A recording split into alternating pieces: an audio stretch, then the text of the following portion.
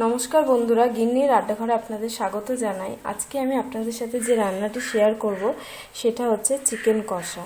তো এখানে আমি 500 গ্রাম মতো চিকেন নিয়েছি। আচ্ছা, চিকেনটাকে ম্যারিনেট করতে হবে। তো ম্যারিনেট করার জন্য এখানে আমি আদা, রসুন, কাঁচা লঙ্কা বাটা 2 চামচ মতো নিয়েছি, সেটা দিয়ে দিলাম। 1.5 চামচ মতো পেঁয়াজ বাটা নিয়েছি, সেটা দিয়ে দিলাম। তার সাথে আমি 50 গ্রাম দই, টক দই ফেটিয়ে নিয়েছিলাম, সেটা দিয়ে দিলাম।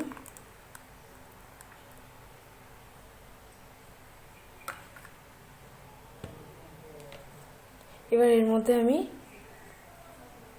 নুন আর হলুদ দিয়ে দিলাম। নুনটা আপনাদের আন্দাজ মতো দেবেন। আচ্ছা, এখানে নুনটা আমি পুরোটা দিইনি, খানিকটা দিয়েছি।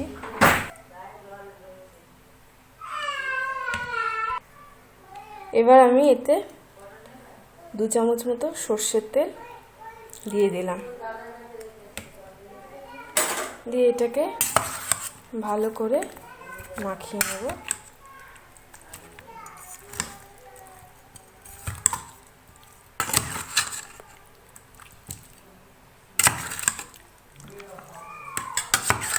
চিকেনটা আমার ম্যারিনেট করা হয়ে গেছে। তো এবার আমি এটাকে ফ্রিজের মধ্যে 5 থেকে 6 ঘন্টা মতো ফ্রিজে রেখে দেবো। দেখুন, ম্যারিনেট করা মাংসটা আমি বের করে নিয়েছি ফ্রিজ থেকে 6 ঘন্টা পর। তো এবার আমি রান্নাটা স্টার্ট করব। তো এবার করেছি আমি কড়াইতে সর্ষের তেল দিয়ে দিয়েছি, আর এখানে আমি সর্ষের তেল দিয়ে রান্নাটা করব। তো এখানে 1 কাপ মতো সর্ষের তেল গরম করতে দিয়ে দিয়েছি। তো তেলটা মোটামুটি গরম হয়ে গেছে। এবার আমি এর মধ্যে এই চিনিটা দিয়ে দেবো, দিয়ে চিনিটাকে ভালো করে নাড়তে হবে।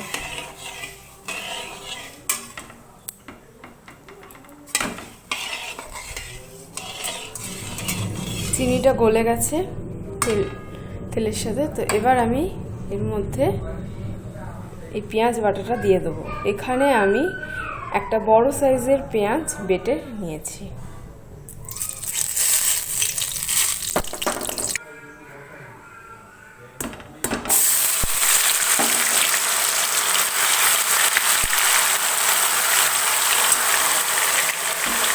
পেঁয়াজ বাটাটা দিয়ে দিলাম। পেঁয়াজটাকে একটু ভালো করে ভেজে নিতে হবে।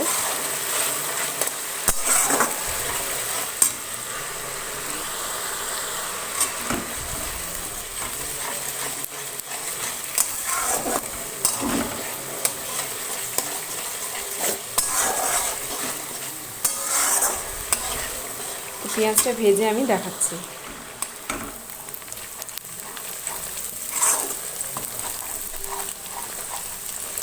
পেঁয়াজটা আমার ভাজা হয়ে গেছে।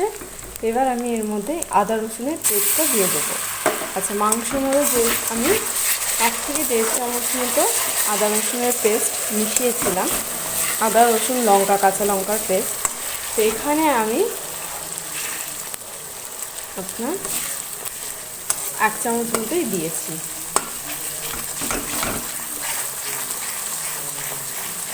এবার আমি আদা রসুনের পেস্টটাকে উইথ লঙ্কা কাঁচা লঙ্কা, আদা রসুন আর কাঁচা লঙ্কার পেস্টটাকে একটু ভেজে নেব।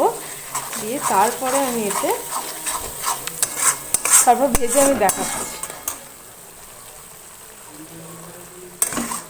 তো আদা রসুনের কাঁচা লঙ্কার পেস্টটাও আমার ভাজা হয়ে গেছে। এবার আমি এতে এই মাংসটা যেটা ম্যারিনেট করে রেখেছিলাম 6 ঘন্টা ফ্রিজের মধ্যে, সেটা এবার দিয়ে দেবো।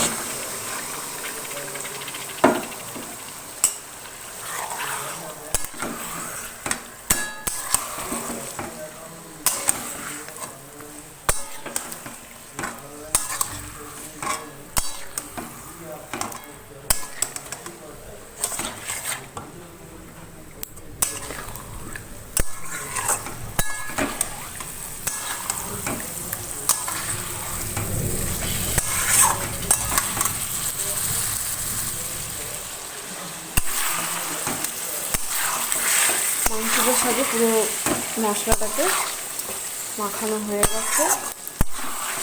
তো এবার আমি এর মধ্যে আমি নুন, জিরে গুঁড়ো, জায়ফল জৈত্রী গুঁড়ো, গরম মশলা গুঁড়ো, ধনে গুঁড়ো আর এই কাশ্মীরি লঙ্কার গুঁড়োটা দিয়ে দেবো। তো এবার আমি এই সমস্ত মশলাগুলো এর মধ্যে দিয়ে দিলাম।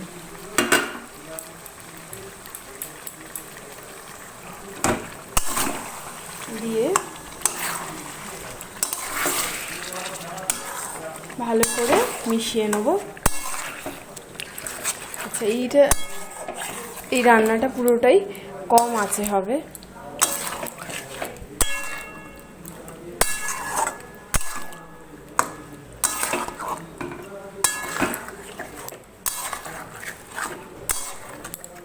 কম আঁচে করতে হবে এবং বেশি জল না, অল্প অল্প জল দিয়ে দিয়ে মাংসটাকে কষতে হবে। তো কষতে কষতেই মাংসটা রেডি হয়ে যাবে।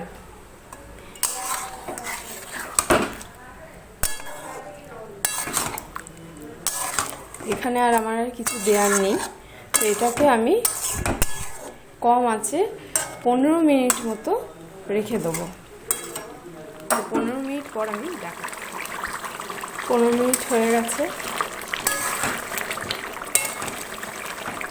দেখুন,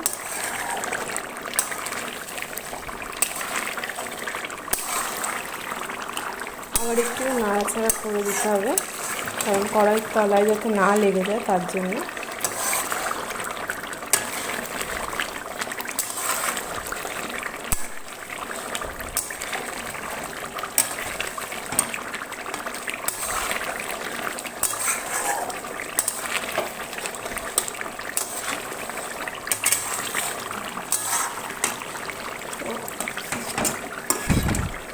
আবার এটা আমি কম আঁচে রেখে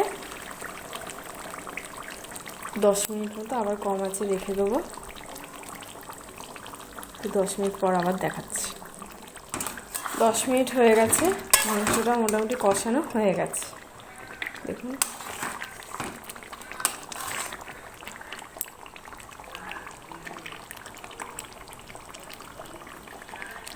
কষানো হয়ে গেছে। এবার আমি আর জল দেব না। এবার আমি মাংসটা সেদ্ধ করতে দেব আরও 15 মিনিট মতো।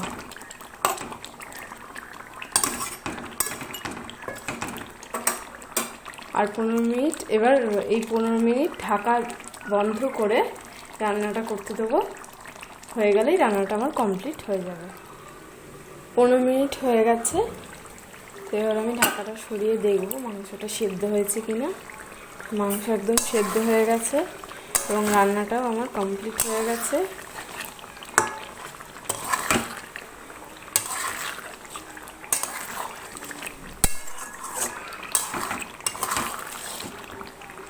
এবার আমি এতে 1 চামচ মতো ঘি দেবো। এবার আমি এতে এই ঘিটা দিয়ে দিলাম।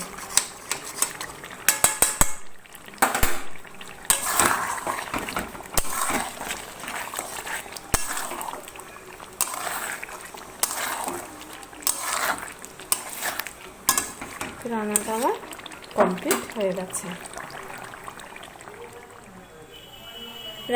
কমপ্লিট হয়ে গেছে। তো এই ভিডিওটি যদি আপনাদের ভালো লাগে তো লাইক করবেন, শেয়ার করবেন, সাবস্ক্রাইব করবেন আর নেক্সট ভিডিওর নোটিফিকেশন পেতে বেল আইকন ক্লিক করবেন। Thank you.